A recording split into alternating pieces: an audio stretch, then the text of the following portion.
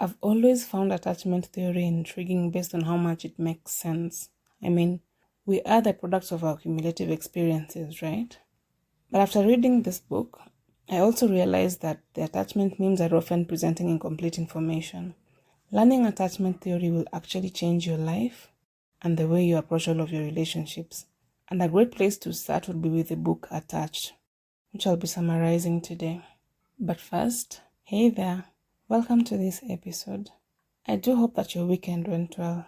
If you're new here, welcome to the podcast. My name is Faye, and I love sharing my notes on anything and everything.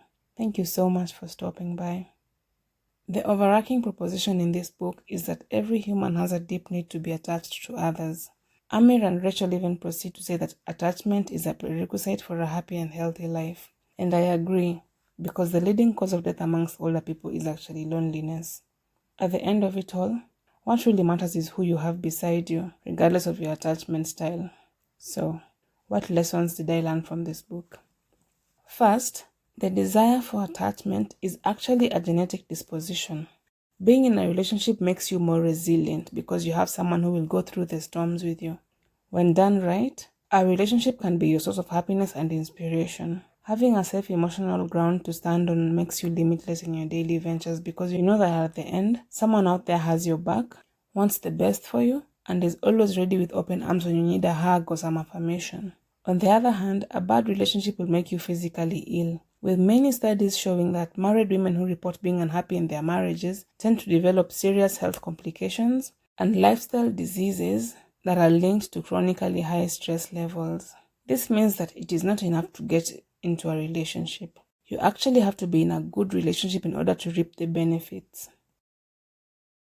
I also learned that there are three main attachment styles, namely avoidant, anxious, and secure. If you are secure, your parents are fully present, so you learn to trust that your needs will be met.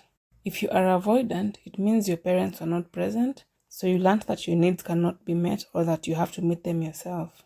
If you are anxious, it means that your parents are inconsistent and unpredictable, so you are usually uncertain about whether or not your needs can and are going to be met. Okay, I know that this is oversimplifying, and a lot of the actual theory is nuanced. This is essentially my summary of it. Avoidant people do not trust that you will meet their needs, so they rarely expect you to or even communicate these needs. They'd rather be self-sufficient even when they are not. Anxious people, on the other hand, are somewhat the polar opposite of avoidance. They tend to do the most just to get the attention of their loved ones because they don't know whether or not they are loved. Secure people, on the other hand, just trust that you love them until you state or act otherwise. The good news, according to this book, is that more than 50% of the people that you meet are secure. The bad news, on the other hand, is that secure people stay in their relationships for longer, which means you are less likely to find them casually dating or looking to date. Another important lesson from Attached is that the best way to be in a happy relationship is to learn how to communicate effectively. Anxious people often date avoidant people, and they end up having the most turbulent experiences with each other. But generally, any attachment style can end up with any other attachment style. And at the end of the day, what matters the most is how willing you are to learn each other and communicate better. I also learned that both avoidant and anxiously attached people can engage in protest behavior. In simple terms, protest behavior is just an adult tantrum. It could be picking fights unnecessarily, ghosting, or even blocking people when you're upset. Generally, protest behavior is often subconscious and only activated when there is fear or some unmet needs. That means that if you notice your partner engaging in protest behavior, instead of being mad at them, you can actually try and get them to talk to you about what is really going on, and then you can work together to find a solution. I know it's not an easy ask, and I genuinely wish that I was better at this, but it is doable and essential for a healthy and long-lasting relationship. And just so you know, this might be necessary even in platonic relationships. Sometimes your friend can act out because they don't feel like you value them anymore. And then it is up to you to talk things through with them and offer as many reassurances as they need. It just is what it is. If you're single, it is good heart hygiene for you to notice the attachment styles of the people that you are dating so that you know what to expect from them. For example, it is very easy to label an anxiously attached person as clingy or insecure, when in reality they just need more affirmations than others. Similarly, you might think that an avoidant person does not like you, but they just need more space than you'd imagine. However, relationships are hard regardless of your attachment style. So hooking up with a securely attached person does not guarantee a long and happy relationship. You still have to put in the work and learn how to communicate effectively, just like you would with an anxious or avoidant person. So the most important thing is for you to know your person's attachment style and be willing to understand their specific needs as they also understand yours.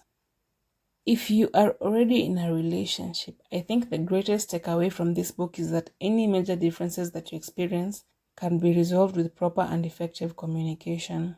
If you tell your partner what exactly it is that you need from them in order to be happy, they will have a better chance at making you happy.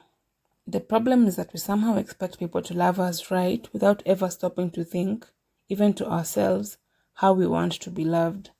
The emphasis on communication in this book made me realize that beyond the dating phase, attachment styles can become irrelevant. If you prioritize communication and ensure that you and your partner know what each of you needs at any given time, it won't matter whether your parents are present or not.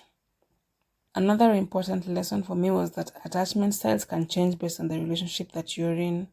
Your parents may have been absent, but when you get into a secure and stable relationship, you become securely attached. This is because a stable and secure relationship will rewire your brain to trust yourself and your partner. The reverse is also possible.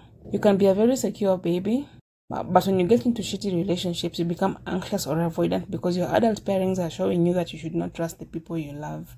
This means that the relationships you get into really affect how your brain works. Lastly, I also learned that two securely attached people can also have some dysfunction in the way they relate. You can be secure and so bad at communicating. It's not always about what happened in your childhood.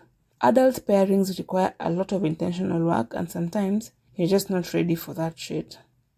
There's also way too much vulnerability and willingness to pack your ego aside and be seen as you are, flaws and all. Basically, there's no cheat code to a good relationship. All relationships are hard, and the only way to have a good one is to be willing to put in the effort and communicate effectively. Understanding your attachment style can make your life a little better because you know what to expect and how you are likely to behave, which then allows you to be intentional about not giving in to your default settings all the time. And with practice, you can learn to communicate better and avoid protest behavior. And that brings us to the end of this episode. I hope you find the love that suits you, and I hope that it stays for as long as you want it to. Have an amazing week ahead, loves.